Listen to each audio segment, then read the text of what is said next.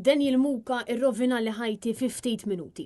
Kienet din id-dikjarazzjoni li għamel Viktor Dragomanski, wieħed mill-akkużati li qed jgħaddi ġuri brabta ma' qtil doppju f'Taslima li seħ lura fl-2020. Fit-8 jum tal-ġuri ħarġu aktar dettalji brabta mal-pjan relatat ma' dan l-omiċidju doppju ta' Chris Pandolfino u Ivor Maċjowski. Bis-supretendent li xed fil-qorti fil-jum ta' tlieta jispjega li meta arrestat Viktor Dragomanski u stqar li Daniel Muka irrovina lu ħajtu.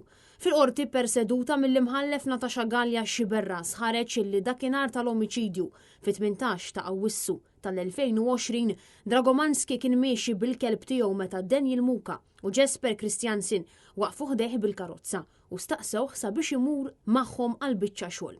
Dragomanski ħal-kelb id-dar u aċċetta li jmur magħhom minkejja li ma kienx marra f'din il-biċċa xogħol x'kienet sa tkun.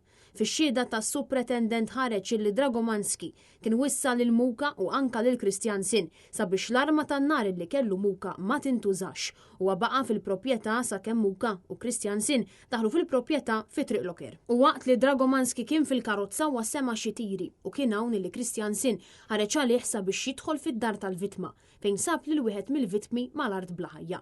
Imbagħad tela fis-sular ta' fuq u ra li t-tieni vittma sakemm ħareġ Muka minn kamra partikolari fid-dar u qal li xogħolhom kien lest. Mal-pulizija Dragomanski kien ammetta li seraq xi ġojjel li miegħu. Mill-investigazzjonijiet kien irriżulta li Dragomanski ddaħal fir-residenza wara li jinqatlu l-vittmi u għaldaqstant il-verżjoni li jipprovda Daniel Muka dwar min wettaq dan l-omiċidju hija waħda skorretta. Dan il-każ kien ġibet l-attenzjoni ta' pajjiż sħiħ fis-sajf ta' 5 snin ilu meta konna fl-eqqel tal-pandemija. U dakinhar Net News kien segwa mill-bidu net kif żviluppat din is-saga kollha, inkluż it-tfittxija li kienet skattat għal qattila. Il-ġuri ta' Muka u Dragomanski se jissokta l-4 filgħodu.